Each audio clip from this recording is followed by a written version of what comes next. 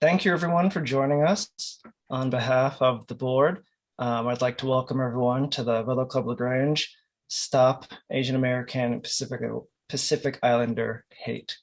My name is Robert Yates. I recently joined the board and I will be moderating this evening's discussion.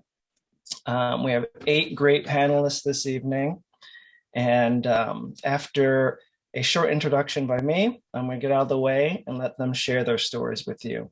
After that, we'll be doing a Q&A section with the panel. Throughout the evening, you can submit your questions through the Q&A button at the bottom of the Zoom. I'd like to start off by saying that the club believes that building community is the only way to create lasting connections, understanding, and to furthermore combat hate.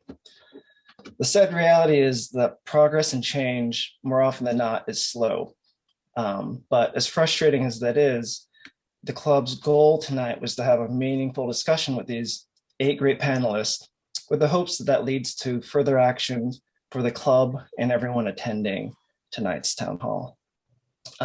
So with that out of the way, I'd like to introduce everyone to our first panelist, Tom Lai. He's a 3rd-year undergraduate student at UCLA studying molecular cell and developmental biology. He's also the president of the UCLA cycling team, a proud member of the La Grange race team, and a BIPOC athlete for the Ride for Racial Justice organization participant. So with that, I'm going to turn it over to Tom. Yeah. So hi everybody. I want to thank everyone for coming. It's been an honor to be able to speak with some of these people and to speak to you guys right now. So I think we'll start a little lighter. I know that there's been a lot of discussion about sort of the explicit things that have been going on against the Asian American community. But, I sort of want to start with, just in terms of me, what it means to be an Asian American as a cyclist in LA, but in America specifically. So my story begins. I began racing mountain bikes in high school as a way to get into Harvard undergrad. If you can tell where I go to school right now, wasn't that successful with that. I saw that as a way to, stand out as an Asian American in an activity that, to me, really, there's not many Asian Americans in cycling.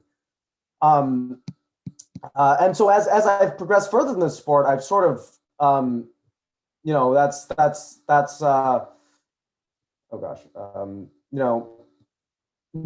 I progressed further in the sports, I've sort of been, for lack of, there's just been a lack of representation for, Asian Americans in pop culture and in cycling as well. And so, especially, we're kind of split between this idea of being Asian and the split between being American. And so just to me as a cyclist, I've sort of gone full into trying to assimilate as much as I can into American, into white sort of recreational activities. But as I progressed further into this sport, I began to love it. Not because I stood out as an Asian American, or not because I was trying to get away from being not Asian enough, but because to me cycling is it's a true meritocracy in a sense, where the more you put into the sport, the more you get out of it. And that's something that I've never, as I've grown older, is not something that I get the sense of being in America is that like I'll never be white enough for Americans, and I'll never be Asian enough for other Asians. And so with that being said, that's the main things that I've been struggling with even prior to all these racial attacks. And I think I'll let other people discuss that. But I think that a lot of what a lot of the things that are happening right now do a lot of the problems are based upon the fact that we're not necessarily, a lot of Asian Americans are not Asian enough for the other communities, and a lot of America, and we're definitely with these attacks are definitely not American enough and we're still continually being seen as other. So with that, that's my sort of brief story. Yeah, thank you for listening. Thank you, Tom. Our next panelist is Miki Ozawa. She grew up in LA after immigrating from Japan at the age of 10. She went to UCLA, earned a BS in biochemistry, and eventually a PhD in pharmaceutical sciences from Kyoto University. She's a Santa Monica resident and a resident research scientist for Thermo Fisher Scientific. She's been a proud La Grange club member for 20 years, though she does enjoy running marathons. She's run about 7. And she is currently the club's membership coordinator. So with that, I'll let Miki share. Hi everyone. Thank you so much to the board, La Grange, for organizing this, and I think it's a great opportunity to raise awareness of this Asian community, because, like Tom said, it's really not very well represented. So I just want to start from my upbringing. I grew up in the 70s. I'm, old enough to be like a parent of some of you, I think. But anyway, so during the 70s, I think it wasn't as politically correct as it is now. I mean, even now it's tough, but it was worse back then. So in elementary school, I was called FOB, fresh off the boat, or JAP or NIP, all kinds of things. But I was able to make a lot of good friends, and have some diverse friends. So and like Tom said, like I try to assimilate as much as possible, but in the 70s, I remember some commercials, or definitely like movies, or they were very stereotypic, kind of making fun of Asians sometimes. Then I moved to Gardena, where there are more Asians, and then I went to Japanese school after school, regular school. So I was kind of living this dual culture life as well. And by the time I reached college, I saw that there are a lot of Asians at UCLA. So there were a lot of people that looked like me, and I was pretty comfortable. But I also learned that there's some like backlash, and I heard like, oh, UCLA, oh yeah, the University of Caucasians, lost among Asians, or so that was sort of prison. I kept hearing that, and but my college experience is pretty, I would say, pleasant, and I didn't personally experience some racism, except I think when I was walking to school one day on Strathmore, I had to go in front of these frat houses, and I heard this like, "Hey, chick!" And I looked around, and it's like there was nobody else. It's like, are they talking to me? So after a couple of times of that happening, I had to take a different way to walk to school. So that was some of the experiences that you have, and you don't really um, do anything about it. You just kind of just take it, and I think that's sort of like Asian culture is the kind of just take it and just bear it and move on. And then fast forward to 2000, I was living in Brentwood. I joined La Grange then, and I must say there's been nothing but very positive experience for me with La Grange. In fact, many of the closest friends I have now I met through La Grange, so I'm very thankful. But I do remember when I joined, there were two Asian guys, and Marco and others might remember Kenny Yamakoshi and Richard Kim. And people just could not tell them apart. They kept calling, names vice versa. And so they decided to make a little spreadsheet. They were good friends, so they got together and made a spreadsheet where the ancestors are from. Like Ken Yamakoshi was land of the rising sun, and Richard Kim said the land invaded by the land of the rising sun. Favorite foods, sushi, kimchi. I mean, it was just for, all the fun. But the point was that they're different. Once you get to know them, you can totally tell them apart. But I also had experience when another Asian woman joined. Her name was Kumi. Suddenly people are calling me Kumi and all that. So, but other than that, I think it's been very pleasant experience with La Grange, which I'm thankful. And overall, this living in Los Angeles has become more comfortable. But, with this pandemic and COVID, I was starting to feel a little self-conscious.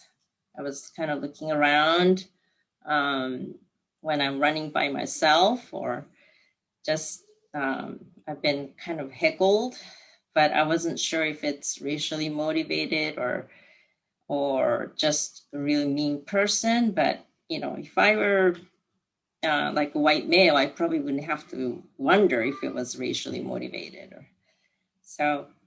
But anyway, I'll stop here, but that's my story, and I'm very thankful for the opportunity to kind of share my experience. Thank you. Thank you, Mickey. Our next panelist is Caleb Yang. He's a communication system engineer. Cycling has been a big part of his life since about 2008. And like many of us, his best years on the bike have been with the club and its members. Caleb? Thanks, Robert. Yeah, it's good to see all of you. Yeah, especially since I recently moved down to Irvine a few months ago, so I'm definitely not only really missing you guys. Riding by myself, it's not quite the same. So I'd like to, so thanks, Robert, for introducing me. Honored to be a panelist here with the other speakers tonight, and thank you to the board for hosting this event. To give some background on myself, I'm Chinese American, born in the 80s. Both my sister and I were born in Memphis, Tennessee, to two naturalized parents. A few years after I was born, we moved to Lubbock, Texas, so I spent a lot of time in the South. After that, I was actually fortunate enough to spend some time in Hong Kong for middle school, and then the Philippines for high school before actually coming here to the Los Angeles area to go to college at USC, and then never left. My family wasn't a rich family, but we had a lot of opportunities, especially myself. I got a lot of chance to travel internationally, go to good schools. Um, had parents were able to pay for a large part of my college tuition. The rest were on loans. So, like I said, I had a pretty overall a lot of privilege in my life. And that was something that my parents always drilled into me. And I grew up, and part of my upbringing was thinking that racism was something that was in the past in America's history. I definitely grew up with a belief in the model minority myth, which which means that if for those of you who are familiar with it, it's that Asian American and Pacific Islanders that we are accepted in this country because we work hard, we keep our heads down, and we become successful, and that's how we're accepted in this country. I've realized in the last several years, with all this happened in this country, all the different racial crimes have really come up. I've realized that the model minority myth that I grew up with really made me blind to racism against the AAPI community and also just racism as a whole in America. As I mentioned, AAPI's Asian American and Pacific Islanders were viewed as being stoic, hardworking, educated, and highly successful. And that made many of us feel that we were accepted in this country.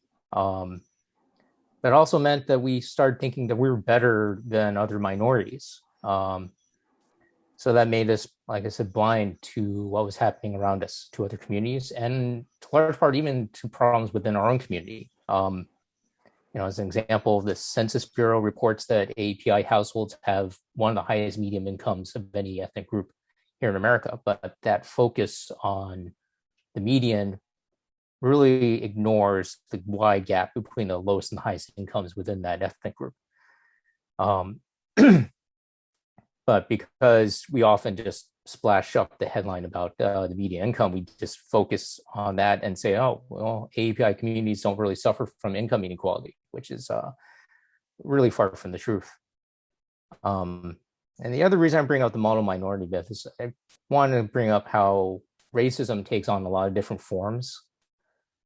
And a lot of the times when we talk about racism, we focus very narrowly on hate speech and acts of aggression.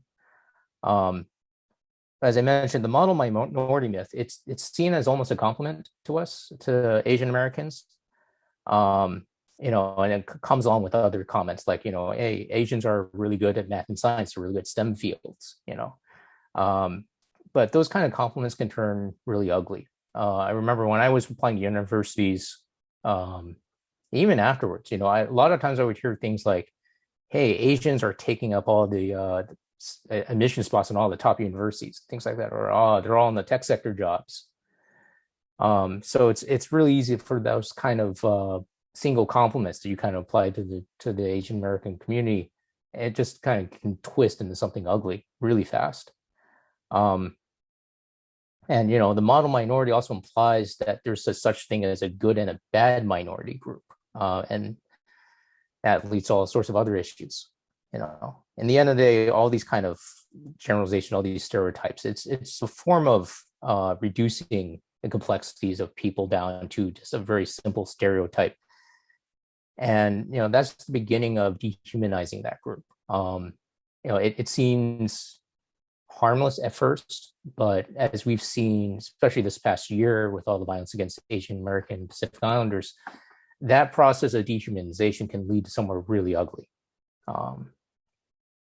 Because when you start thinking of someone as, just a few, rather than viewing a person as a complex human being, and you just view them as a few stereotypes, it's easy just to think they're not human. What does it matter, Yeah, so in conclusion, I mean, it's just this model minority, it's one of the biggest myths that kind of goes around that's around about the Asian American community. It's not the only one, though. There's a lot of other stereotypes and ways people view us. AAPIs, we're not any better or worse than any of the other minorities. And all of us, we have pretty rich backgrounds and histories, just like every other group here in America. Things seem pretty grim right now. And the fight against racism, it never really seems like never feels like it's done. It's always something that has to continue every day. But I do have some optimism because I feel like America is in a better place now than it has been in the past few decades to actually have this open, honest conversation. Thank you. Thank you, Caleb. Very insightful. Our next panelist is Richard Ahn. He is a biomedical researcher and faculty member at UCLA. He has been enjoying road riding since 2003. Richard? Thank you, Robert. And thank you to the club for inviting us all here to share our experiences with the club. And, I just want to say this is the first time that I've had any opportunity to speak about my experience as an Asian American in a public forum. So I'm very grateful for this experience. So a little bit about myself. I'm a Korean American, first generation immigrant, and I came here in 1986. I grew up in Orange County, and I've just been a California guy, pretty much the whole time. I haven't left the state yet, and I think my experience growing up, I think I've heard so far, a lot of the things that I've experienced. It sounds like a lot of other panelists have experienced as well. Particularly the name calling. I remember as a kid in elementary school, middle school, and then a little less so in high school, and by college it was, I didn't hear it, but I grew up hearing gook, fob, chink, jap, Korean, but it doesn't matter. And all that hurts. And I think I just, like so many other Asian Americans, just wanted to belong. I really wanted to, in history class, you learn about what it is to be an American. You learn about how to become an American. And, I really just thought, okay, if I work hard enough, if I assimilate well enough, then I'll be American. Despite the name calling, despite even my parents telling me, remember, you look different. You're not one of them. You're Korean. Despite all that, I wanted to just be accepted. And so I, tried my hardest to assimilate. The name calling and all that, I just thought, okay, just keep my head down and just move forward. And like I said, by the time I got to college, it didn't seem to be an issue anymore, all the name calling and whatnot. And of course, college is when I also discovered a couple of things. One is cycling, just endurance sports in general. I started with doing triathlon. I was in the UCSD triathlon team. And for me, it was just, when I discovered cycling and triathlon, it was just like, I'm hooked, because I just like punishing my body. And like Tom was saying, it's this meritocracy. It's just push yourself as hard as you can, and that's, people accept you for this. And so, I really felt like I belonged, to a tribe, to a group. The other thing that I learned in college, of course, is that, there is this long and sorry history of racism against Asian Americans. And that stretches back hundreds of years, it turns out. And you know, learning about the experiences of people who came, you know, to America when, you know, they weren't even allowed to become American citizens, especially after the passing of the Chinese Exclusion Act and later the Geary Act, which wasn't repealed until the Magnuson Act. And, you know, learning how people really had to deal with really being the other. They you know, they couldn't even become a US citizen. They were just not allowed. Only if you were born here, you could be allowed. So like myself, I couldn't become a US citizen 100 years ago because I wasn't born here. And, you know, and then learning about the violence, you know, whole towns like riots in Tacoma where, you know, 200 Chinese people run out of town, or in LA, 1871 is the worst lynching in the West Coast. 12 Chinese men were lynched because apparently one white guy got shot, maybe by a Chinese worker. You know, these things, you realize that this is part of the American story. This is American history. And then model minority thing, that of course happened after the Exclusion Act was repealed, and you had a flood of immigrants from particularly East Asia, Korea, Japan, China, and you know, who were high skilled doctors and engineers and whatnot, and kind of helped prop up that whole model minority. And I think, like Tom was saying, I think growing up, I thought that was sort of a reality until I started learning that it's not true. And it's kind of propped up, and it's part of a larger system of systemic racism in this country that's only you know, now beginning to be talked about, a little less dismantled. And I just want to finish by saying, you know, all this, like I've been saying, the violence, it's nothing new. But this recent, you know, spate of violence over the last, year now, and particularly, you know, directed against Chinese Americans, it's started to get to me. And then, of course, with the shooting in Atlanta and the murder in San Francisco, and, you know, the attacks in Oakland, New York City, I started getting just really scared. I was surprised. I thought I wouldn't be scared by any of this. And, you know, and I'm in Santa Monica, like I shouldn't be worried. And the last few weeks, I've been afraid to go outside and go for a walk by myself. I've been afraid to go ride by myself. I only ride with a friend of mine. That's it. I don't go out by myself anymore because I'm afraid of getting attacked. I'm afraid of getting run over, simply because of the way I look.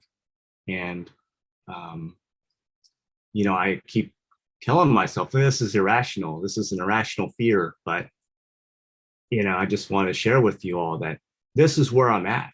And I think that quite a few people in the Asian American community are at this point as well. And so I just want to end it there.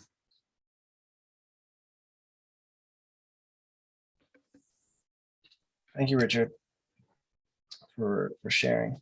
Very powerful stuff. Our next panelist is Rose Rao. She's an undergraduate student at UCLA studying computational biology. She started cycling her freshman year at UCLA and is also now a member of the women's race team. So just so everyone's not confused, you're seeing myself and Rose. She is a trooper and wanted to be a panelist, but got 4 of her wisdom teeth removed the other day. Um, so in lieu of her trying to power through um, with a very, very sore mouth, she's wrote a piece that I'm going to read using her voice. And hopefully I'll be able to convey the impact she intended. So I grew up in Shanghai, China, and came to the US in 2018 for college, attending UCLA. UCLA is also called the University of Chinese and lots of Asians. Even so, there is a good mix of population at the school. I didn't feel that I was being treated differently. Everyone was so friendly to me. However, it did change once the coronavirus stormed the US last March. My whole family is in Shanghai, so I knew how terrifying the virus was since last January. I was always cautious, I always wore a mask, and that actually proved to be a problem for some. I don't remember how many times I went to grocery shopping in Westwood wearing a mask and gloves, and people would verbally curse and even physically assault me in the streets for bringing in the virus. They wanted to and tried to tear my mask down for me to make me stop being disrespectful. At first, I was angry, but gradually it became the new normal routine for me, and it didn't even matter anymore. However, I was really disappointed that some of the faculty at UCLA surprisingly also held bigoted views on China and its international students. I remember attending a 1-unit optional seminar about politics and social media during COVID at the UCLA Law School. During the lecture, the professor introduced, for a total of 2 hours, different versions of conspiracy theories that the novel coronavirus was a lab-made virus that was deliberately released in Wuhan. That's okay for academic discussion, I guess. But he didn't mention how these conspiracy theories were debunked, or furthermore, encouraged us from stopping the rumors afterwards, which made me think he might actually believe them as well. Later in August, I learned that a newly appointed permanent chair of the computer science department at UCLA, by the way, I'm a computer science and computational bio student, had made a series of hateful statements towards the Chinese. Here are a few examples. He said using the term Wuhan virus could be innocent, but by pointing it out, you are making a political issue out of it. Later, to defend himself, he said, both Dick and I have Chinese wives, so I presume we might not love Xi, but we love the Chinese. These comments, in both discriminatory and irresponsible, by Professor Gaffney made me furious. I know most of the UCLA faculty are wise and respectful, but our computer science department head simply crossed the line so much that I couldn't sit there and watch the freak show. What we Asians and other groups can do is to use our words and actions to crush biases, discrimination, and stereotypes. We need to tell people explicitly who we truly are and show them that we are kind, friendly, and genuine as anyone in any other community.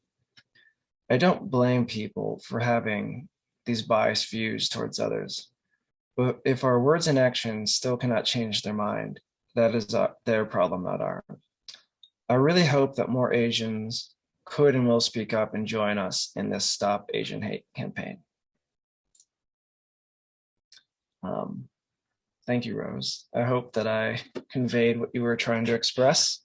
Very, very powerful stuff. Yeah, thank you so much. Moving on, our next panelist is Jeff Louie. He's a strategy and operations executive who has been writing and embarrassing himself in races off and on for 30 years. Jeff participates in multiple in multiple teams with the goal of building collaboration and alignment across many local cycling organizations. Jeff? Great. Let's see. Okay, great. I'm unmuted. Thanks, Robert. And thank you, La Grange, for allowing me the honor of this participation in this discussion. First thing I want to do is really, just as many of the others have spoken, recognize and thank everyone who's participating in this webinar. By participating, you're self-selecting that you care about this issue. And I want to understand and really recognize that it's, in large part, we're preaching to the choir. People who are participating in this webinar already have self-selected to care about this issue, to care about different portions of the populace who may feel excluded or oppressed or feel some level of discrimination. So thank you for participating, because it means all the world. Secondly, I just wanted to relate that the other part of it is that I come into this a little bit differently than other folks. I really appreciate the huge impact that the subject of Asian American Pacific Islander hate and discrimination has, and I recognize that the BLM movement has created the voice and the platform for this to be discussed, and no level of appreciation as far as how much this has progressed based off of the level of interaction and discussion that BLM has laid and created. So, number one, that. Number two, just like BLM, this, as Richard and other panelists have alluded to, this goes back hundreds of years, back to the original immigration of Asians way back in the 1800s, that was capitulated in that was capitalized in the Chinese Immigration Act of 1882, which my family was actually individually impacted by. I have uncles, and my mom's siblings all came in under 3 different family names because they were excluded from coming into the United States. Along with them, with the Asian Immigration Act of 1882, they couldn't become citizens, they couldn't own property, they couldn't come into the United States, they couldn't actually show up in court to lodge a complaint against someone who had assaulted them. They couldn't participate in any form of government. And that set the mold for a lot of what Caleb was describing as the model minority. Put your head down, take the abuse, assimilate. That's the model that 3 generations before me had to live by. And that's the model that my mother's side of the family had to live by. That's the model that my father's side of the family rejected. And so we immigrated to Hawaii because we found the mainland United States too hostile. And so I was able to grow up in Hawaii. And so I had a very different view of this than many of the other Asians on the panel, where I grew up in an environment where actually it was reversed almost. In Hawaii, the the odds were stacked against the haole, translated as foreigner, white people. So in my world that I grew up in, it was 30% Asian, 30% Caucasian, and 30% Pacific Islander and others. So it was a really balanced world. There was a lot of bigotry and prejudice, but it was a different flavor of that. And so I grew up in a very different world than many of the panelists.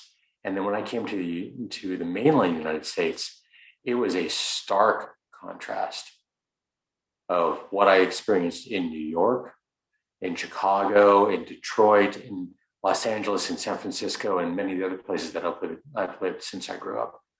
And certainly the other panelists can speak more to the day-to-day impact and oppression that they felt. But it's, to me, the fascinating part is the aspect of what Kayla was raising, the myth of the model minority and the false path of moving towards assimilation, which is every generation since the Immigration Act has really moved towards. Put your head down, take the beating, take the abuse, don't say anything. Don't raise the issue. This is about trying to conform to whatever the Western society will allow you. And so this forum, this moment in time where we're talking more broadly about diversity, inclusion, and everything around what different portions of society should be within our society. I appreciate this moment, and I really appreciate where La Grange has allowed us to express, and every one of you who participating now in this webinar. You are the people. You are the folks who can initiate the change. And the whole thing of like, see something, say something. It's that intolerance of abuse that will move the topic forward. So I just want to express my appreciation for everyone who's on this webinar right now, for coming forward, taking the time to understand this issue. And I hope that my participation, as well as the participation of all of the other panelists, will help raise the awareness so that we can all progress forward and be a more whole society. Thank you.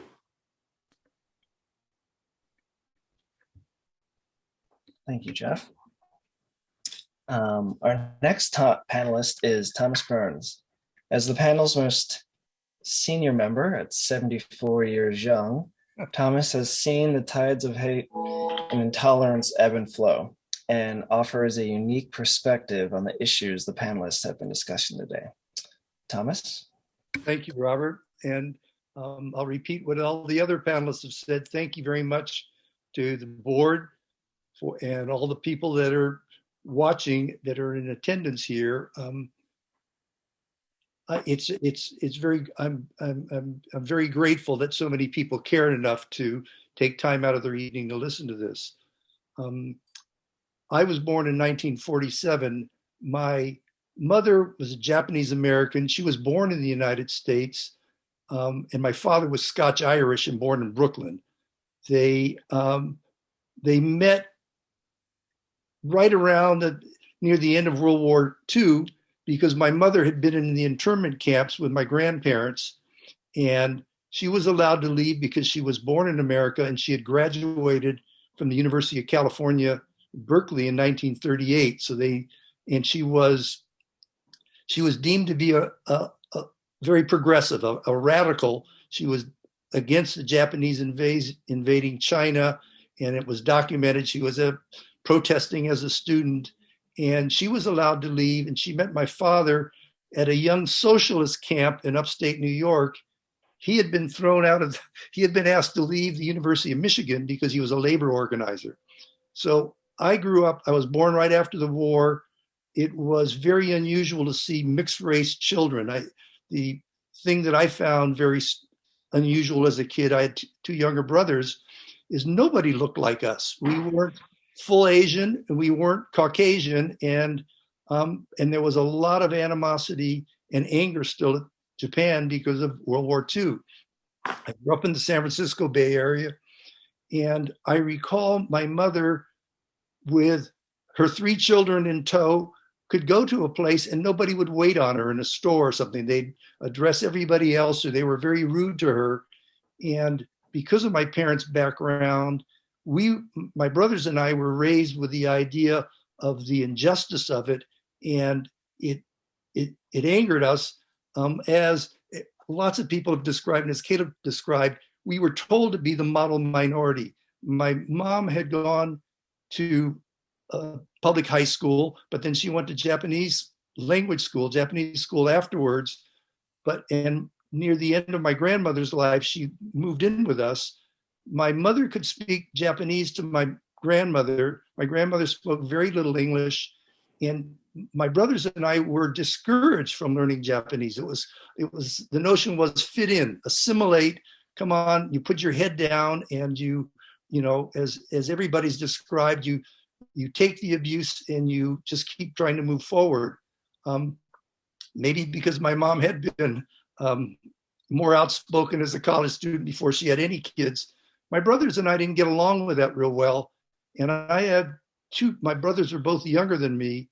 My brother, who was a year younger than me, actually was going to prove that all the Japanese American kids, all the Asian kids weren't necessarily these very smart book students in school, but they're going to be very passive. My brother became very tough. And at one point, he was the heavyweight kung fu champion in Western United States. So my brother liked to fight, and he wouldn't. It was scary because he wouldn't start a fight, but boy, there was a part of him that was waiting for somebody to insult him. And if need be, both my brothers were pretty tough. I was probably the mildest of the three, but I wanted to fit in like everybody else. You want to assimilate, you want to be accepted. I turned my attention to athletics, and my thinking was, I'll show that that I'm brave and I'm stoic, and I'll put my head down and I'll work extra hard. And much like the soldiers that were described in the 442nd Battalion during World War II, where you'd make sacrifices, I chose the game of rugby to play, and I wasn't that physically big, but it was a game where you're supposed to be physically strong and tough. And everybody kind of gets beat up playing that game. And I played that for years, and it was a way of getting accepted. Pretty soon, the very idea that you played such a rough and tumble game, or that you were athletic, helped you bond with other people. My brother that was the fighter sadly died of a heart attack. And it was after he died, at about the age of 50, that I started cycling. So I've been cycling actively probably for 20, 21, 22 years.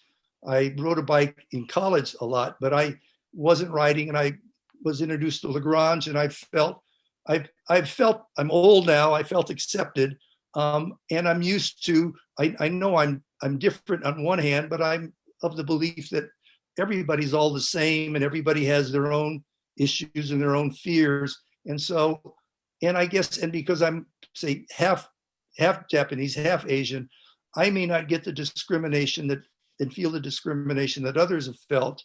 And so I've accepted the idea, but that everybody's different. Everybody has their own load to carry. Everybody's story is unique. And so I've tried to be understanding of people that have had no exposure to people that are different. And there are plenty of those people. They've grown up in very insular areas. They're only around certain people of certain ethnicities. And so on one hand, they can't help it, but I really get offended by injustice. I'm an attorney. I'm one of the, I had that mentality that the other panelists have talked about, where you need to put your head down and go to school and show that you're, make something of yourself. And so I like to try to do more good than I do harm. But the idea of fairness and justice are important. I have felt very comfortable around the La Grange members. There may be people that I haven't, and I think, I think Jeff said it. Look, I feel that, are we preaching to the choir? The fact that the people that have signed on to this webinar, I've sensed that these are people that are already concerned about this issue. But I'm very happy to have participated, and I'm so impressed with the stories of all the other panelists, and it just confirms how we may all be part Asian or Asian in background, but everybody's had a completely different experience and different thoughts about things. And so I'm happy to be here. I've been very happy to be a La Grange member. Some people know I've had a horrific cycling accident a few years ago where I broke a bunch of bones. So you guys don't see me out there riding anymore, but my heart is still with the club. So thank you, La Grange. Thank you, Robert. And thanks everybody for listening. Thank you, Thomas. Before we move on to our final panelist, I'd like to reiterate that we are taking questions. So we have a question for a panelist or a question over a theme or issue that's been brought up in the prior 7. Please use the chat or the Q&A button at the bottom of your Zoom to place your message. On to our last panelist. Our last panelist is Dorothy Wong. She's an advocate, race director, bike educator, former elite rider. I can't hear you guys for some reason, suddenly. I can't hear the audio. I was listening to all the great conversation. Oh, we hear you. Oh, there we are. Hello? There you go. There you go. We hear you. Oh, good. Hi. So I didn't hear my introduction because I was kind of listening to nothing for a brief moment, but if you can hear me, I just, again, my name is Dorothy Wong, and I feel honored to be a guest I consider La Grange my family. At one point in time, back in the history of cycling, I was actually a member of the La Grange race team. Does anyone remember that? It was gosh, I can't even remember. I think the early 2000s. Amy Hutner, you guys know Amy Hutner? Anyway, I was her teammate. So anyway, so thank you for this amazingly deep discussion, which I'm 55 years old now. And I would say in these 55 years, this is probably the first time I've had these heavy conversations. I don't know if anybody else on the panel feels the same way. So it's really eye-opening. So again, for me, my quick story is I grew up in Hawaii. My dad is Chinese. That's why my last name is Wong. And my mom is from Brooklyn, New York, just like Tom's got that Brooklyn thing going on, and Jeff from Hawaii. So I too, being Hapa Haole, right? Half Chinese or Chinese, I was reminded from time to time in fun, we teased each other, often in Hawaii, of our ethnicities as local. And then I had big dreams as a young girl, and I always felt a little different because I was Hapa Haole and not all one race necessarily, which then I was perceived as stronger because I was actually, half white. And that did amount. My father was actually the amazing athlete in the family. My mom was too, but my mom, as a female growing up, she couldn't play basketball full court. She could wear a skirt and run around, half court. So I have this kind of, I don't know. I think I evolved into always feeling a sense of justice because I wanted to play sports so badly when I was a young girl. Luckily, Title IX had happened, in the, I guess, 1972. And then I was a junior high. I got to play basketball for the first time. And so that was like euphoric for me, just playing sports. But growing up as a girl, I rode a bicycle with the boys, right? So it's like, okay, here I am. I'm riding a bicycle. I want to play sports. I'm always trying to find myself. And then when it came down to it, I actually wanted to be a DJ or broadcaster. As you can tell, I like to talk. I'm actually quite shy, and that probably came from going to Catholic school and the Asian, quote, Asian. That's the other thing. What is the Asian identity, right? But ultimately, I too experienced, in Hawaii, you don't look stink eye. You don't look at somebody in the eye, right? You stay quiet. And so I think I've always been yearning to find my identity. And so when I came to Los Angeles, I went to Loyola Marymount. I wanted to either run NBC Network or I was going to be the next Connie Chung, because why? Now I've identified myself as Chinese. And because my last name is Wong, when I moved to California, everyone just thought I was Chinese, right? And I kept going, what? You're telling me I'm Chinese? So I think when I came to California, I was really reminded of it, but I always had that sort of search for identity. So bicycling evolved into a tool. Well, first of all, I worked in television. So then then I could pick out how I was different. I was Chinese. I was working in Hollywood. So that's a very, then you become a minority. So I started feeling these different minorities, but then justice came from, why aren't there more women in Hollywood? I'm riding a bicycle. I'm in the pack. Where are all the women in the pack?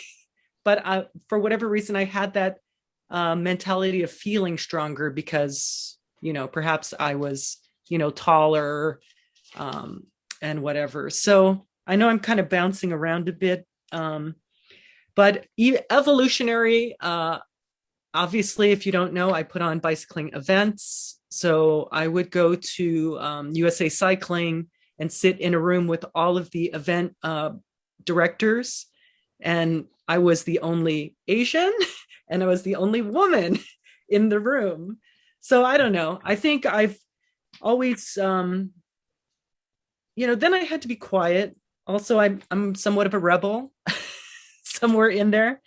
And so I think my love of cyclocross and bicycling really brought community, because still at the end of the day, we all love bicycling, right? And then it almost evened out the different things we feel.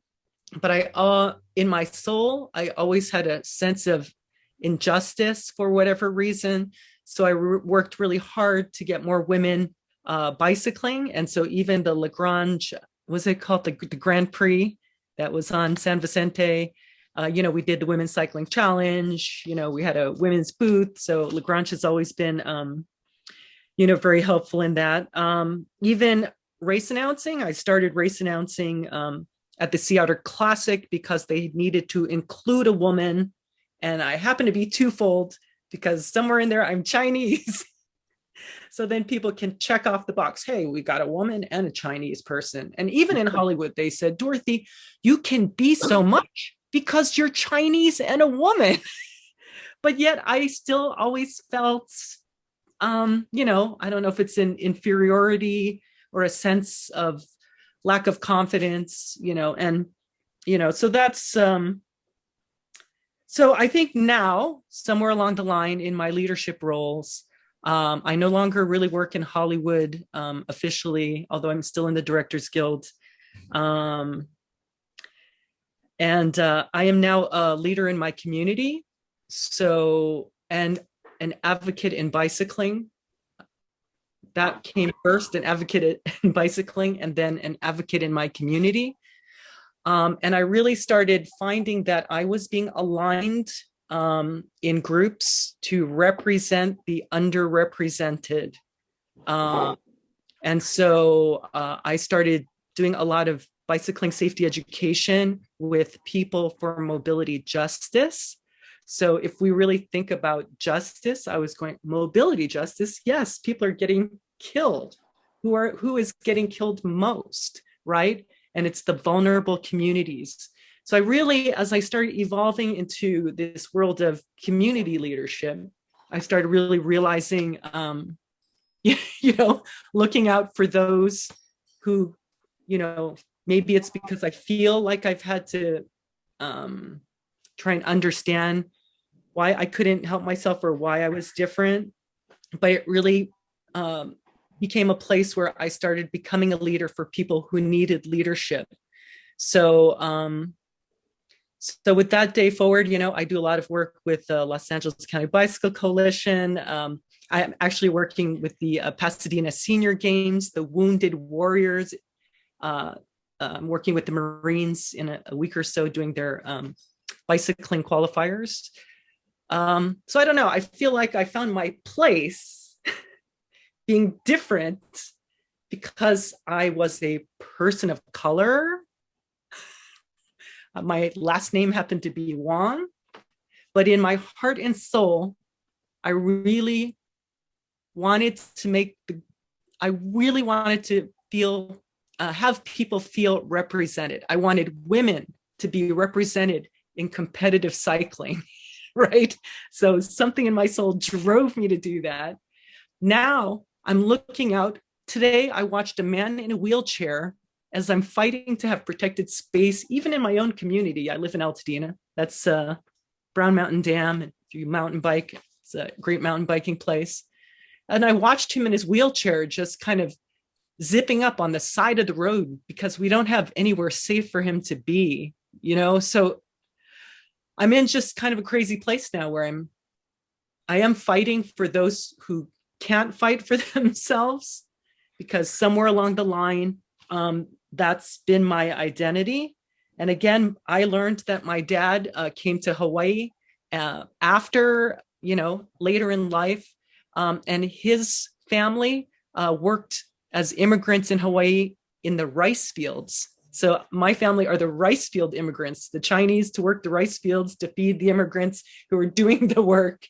So last but not least, I was invited to lead a Stop Asian Hate march in my community because I have been also aligning with and identifying with a lot of the social injustice, racial injustice going on. And because my last name was Wong, and I do feel that sense of injustice, that I have been a leader in my community as it relates to, social injustice, mobility, injustice. And I led for the first time, I just want to finish with this, I felt uncomfortable, somebody who likes to talk, to take a megaphone and say, "Stop Asian hate." It makes me cry because it shouldn't be this way. People shouldn't be beaten up, killed by the color of their skin, black, brown, yellow. And even my husband is white. My friends are white. I work the US Census. I'll finish with that. I felt proud, let me say. I got on the megaphone. We marched down the street. We went to the park, and people expressed themselves, many whom were also feeling lost in their identity as an Asian. And, and it's a real hopeful time. that's all I have to say. I'm sure I had to say something else, but I'll stop at that. And I truly appreciate La Grange all of these years for being just an amazing, inclusive organization and supportive. So aloha.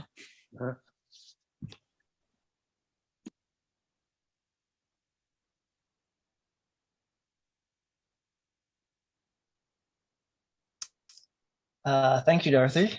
Thank you to the panelists. I'd like to ask the panel a question.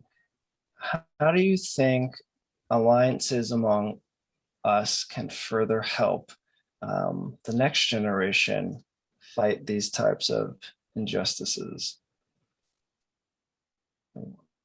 To tackle that.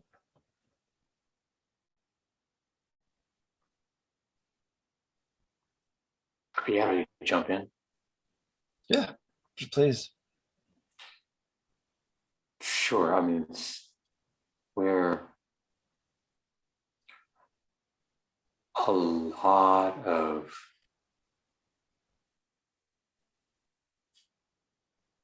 I'll curtail political commentary, but prior to 4 years ago, there was a lot that came out, and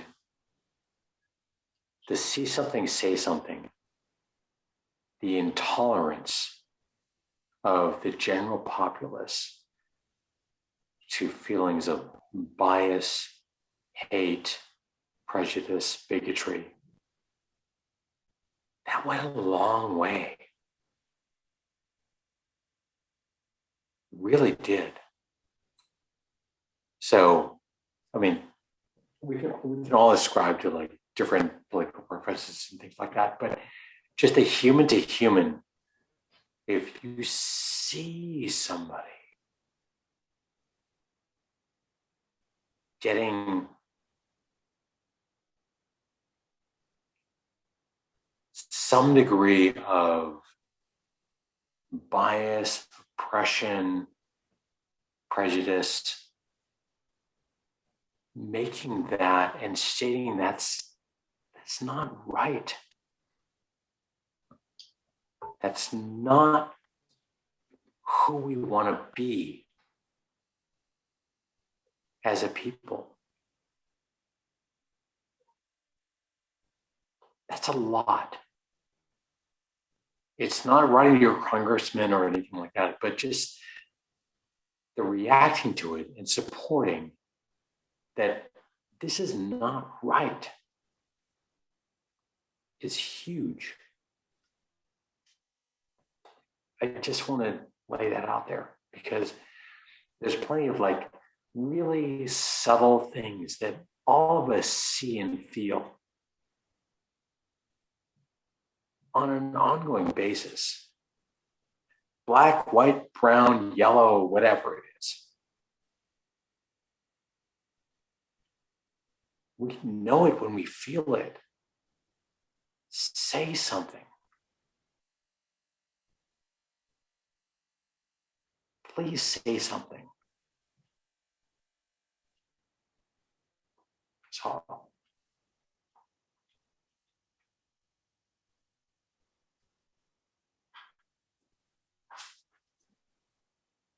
I have a few thoughts that I'd like to follow up on what Jeff's saying.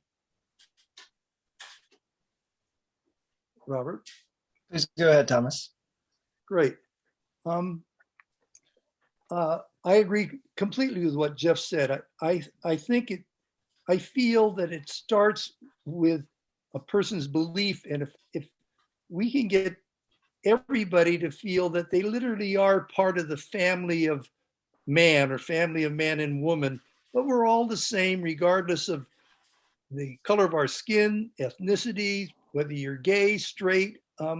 We all may have our own obstacles and burdens and problems in life, but we're all part of the same family, the same way, we're all on this little planet Earth flying through space for this limited period of time while we're alive. And when we all of us, I think, have a built-in meter where we get a sense when something's not fair or it's not right. And one of the things that I've had to fight against is what Caleb had described very well as the model minority myth, where we just wouldn't say anything. And so I think, as Jeff says, people need to speak up, and it doesn't have to be like my brother might have done, where he's waiting to punch somebody the minute they turn around and want to give him salute. But you just basically firmly take a position and say, that's not fair, that's not right. And because I have to believe that other people that are doing these, that are at times maybe doing something insensitive or even doing something that's mean, deep down inside they know that.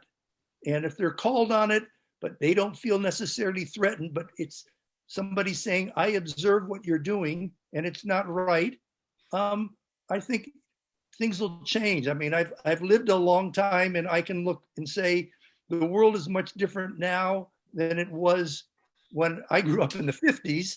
And there you see rich and powerful celebrities of all ethnicities. When I was young,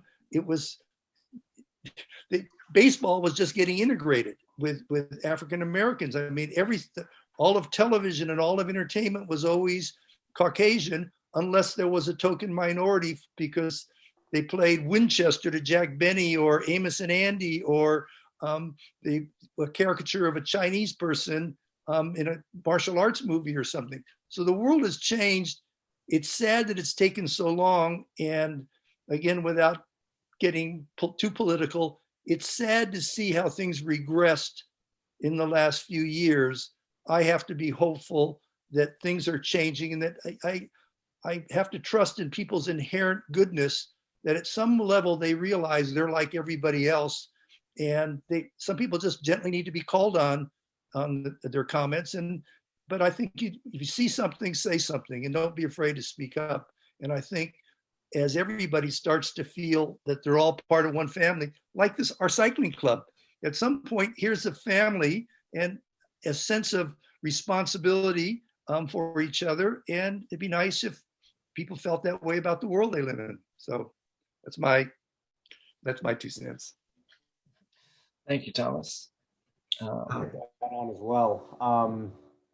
So even for so I sort of think about this even more selfishly, is how can, we expect anyone to stand up for us if, we don't stand up for someone else? And so that's, I think I've been looking at this question from Damon in the question and answer section.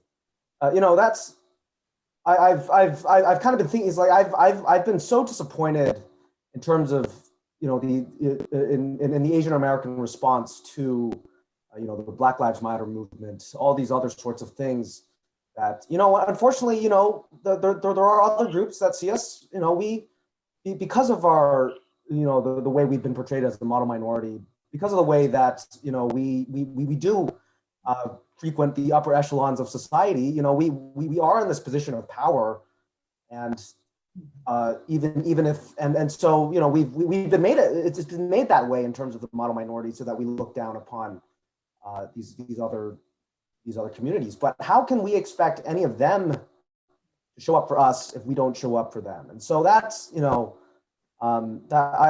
me that is sort of like, yes, we can sort of discuss all of this this unity, sort of this like we're all one family, yes, but I'm also I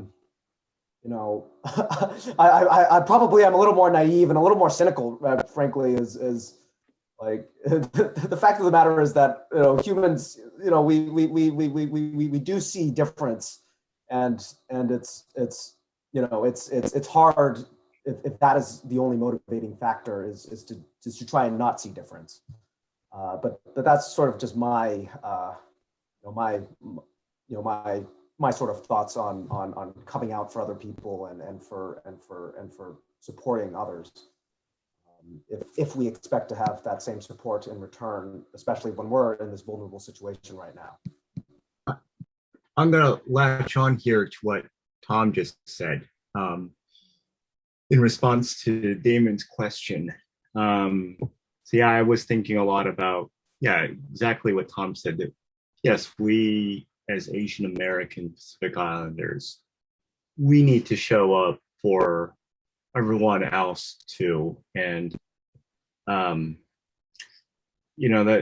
I also realized that, like I said earlier, I'd actually never spoken publicly really about my own experiences. And like the only rallies or protests that I've been to have been for been to protests at airports to let immigrants in, and also Black Lives Matter protests. But I actually never have even talked about my own experiences in public. And I realized that hearing everyone tonight, it really,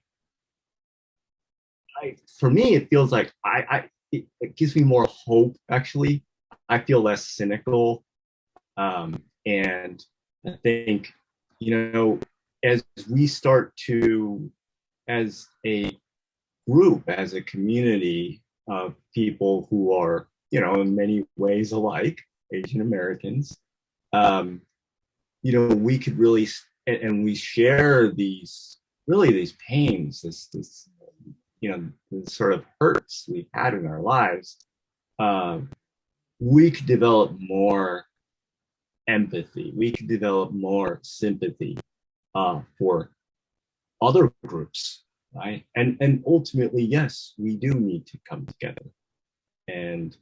But I think I think in the Asian American community, at least from what I'm hearing tonight, sounds like there needs to be a lot of sharing even within that, sort of, I'm going to just say our community, and to be aware of the sort of,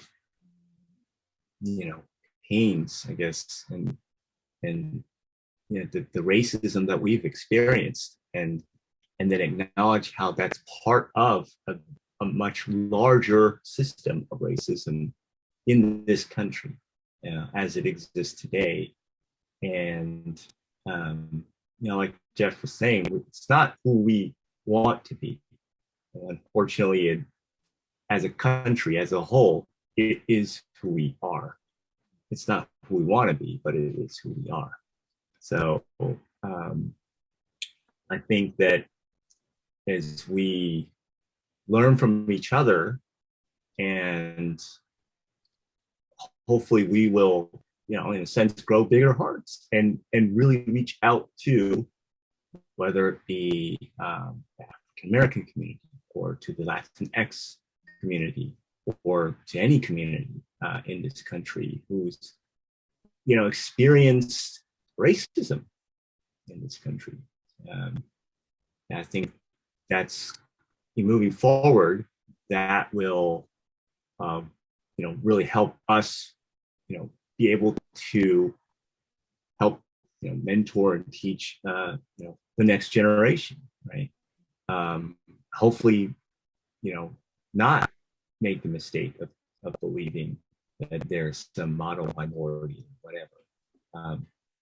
Hopefully they will see that they're part of this bigger, that future generations of Asian Americans will see themselves as part of the bigger story. That, and it's something that I've been seeking my whole life here in America, is to be American. That's something that, I really hope that my own children will be able to really grasp better than me. I really hope that. I hope that they don't feel as lost as I do, and that they'll be able to reach out better than I did so far in my life. Not to say that I won't, be doing my own outreach for the rest of my life, but I really hope that future generations will create that unity that we're talking about. And I think that's a great goal, that we need to have that, especially right now. I feel like there's just not enough talk about what we can be, should be.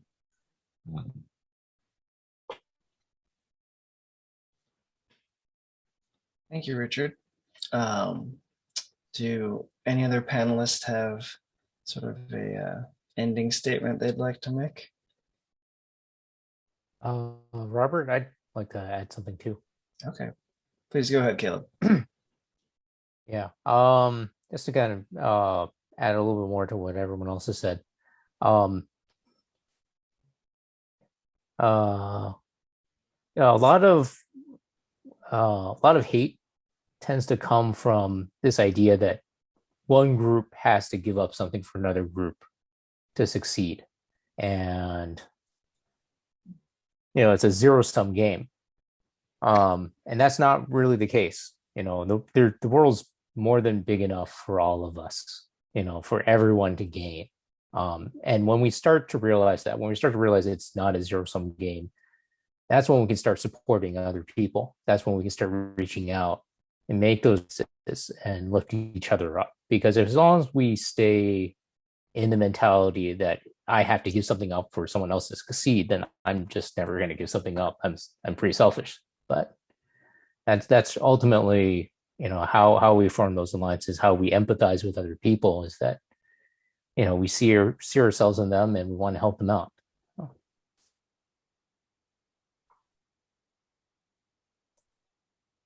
Thank you, Caleb.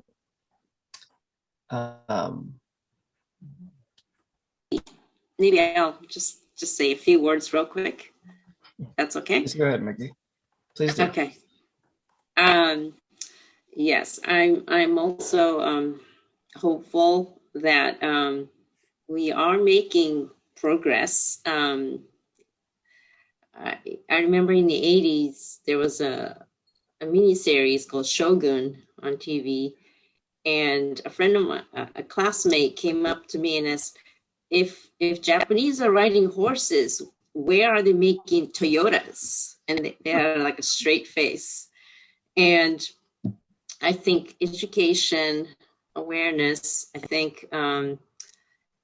has improved, and I believe that the inclusion education in maybe schools or employment, I think has been helping. And I sort of am guilty of trying so hard to assimilate, but I also feel like maybe I should be just really proud of just who I am,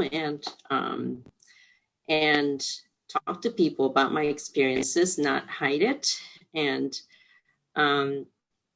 participate in something like this, get out of my comfort zone and participate, so that the future generations can benefit from the progress that we can make. So that's just kind of what I want to say. And thanks again for the opportunity. Thank you, Mickey. I think that's everyone. I think that's a good place we can stop it. I'd like to thank everyone, all of our panelists, for sharing their stories. I know it's a lot to share, even virtually, especially if you're not used to talking about it in general. So it's a big step. I end the panel hopeful that this discussion and these stories will, like Jeff and so many of the other panelists have said, encourage people to shine a light on these types of actions. And if they do see something or feel that something is not right, that they speak up. That's the first step. It can't exist in a vacuum. So every time you say something or encourage someone or let someone know that that's not okay, hopefully it reduces the chances of it happening again. So thank you to all our panelists. Thank you for all our attendees, and good night.